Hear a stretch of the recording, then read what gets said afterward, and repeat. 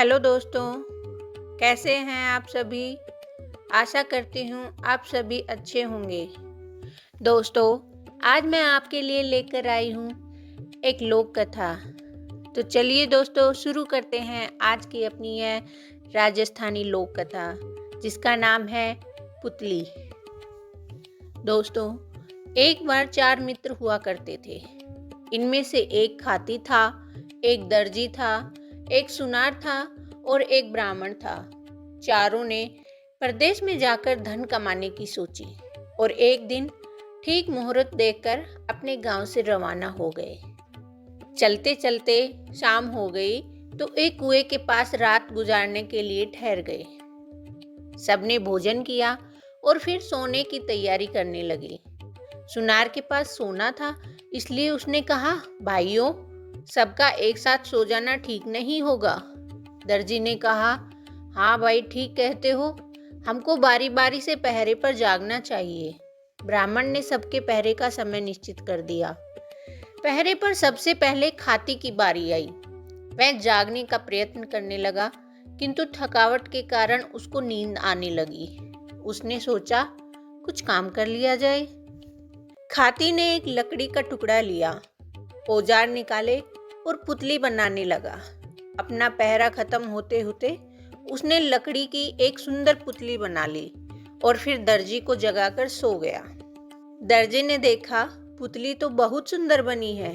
उसने रंग रंगीले कपड़े निकाले, पुतली का नाप लिया और फिर सीलने लगा। अपने पहरे के समय में उसने पुतली के लिए अच्छी सी चोली और घेरदार घाघरा तैयार कर लिया।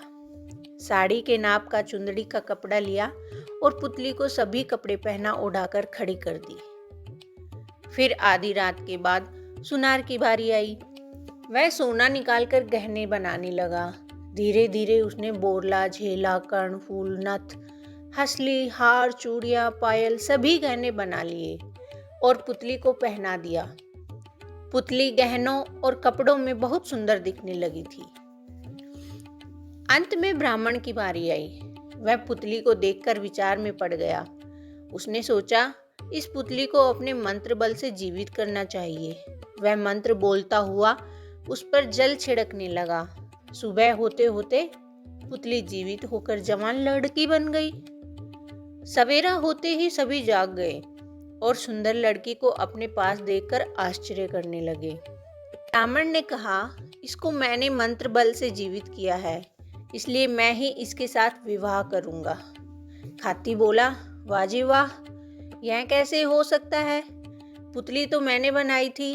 दर्जी बोला, इसके लिए मैंने ही कपड़े तैयार किए थे, इसके साथ तो मैं ही विवाह करूंगा। सुनार भी कहने लगा, भाइयों, मैंने हजारों रुपयों का सोना खर्च करके इसके लिए गहने बनाए हैं।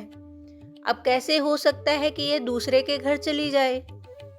इतने में गांव के कई लोग भी जाकर अपने काम धंधे के लिए कुएं पर आ गए।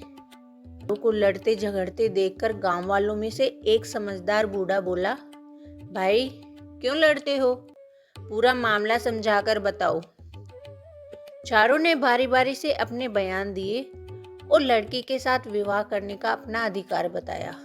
बूढ़े ने सबकी बातें समझकर कहा, खाती ने पुतली बनाई और ब्राह्मण ने इसको जीवित किया, इसलिए दोनों इसके बाप हैं। दोनों में से किसी का भी विवाह इस लड़की के साथ नहीं हो सकता। रही बात दर्जी की, इसने कपड़े तैयार किए हैं। यह काम मामा का होता है। विवाह पर मामा मायरे के रूप में कपड़े लाता है और विवाह करने वाला व्यक्ति गहने लाता है। गहने पहनाने वाला सुनार है, वही इस लड़की से विवाह कर सकता है। सबको यह न्याय स्वीकार करना ही पड़ा।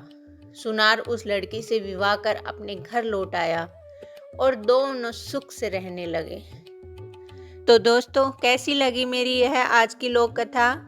जरूर कमेंट करके बताइए। धन्यवाद दोस्तों।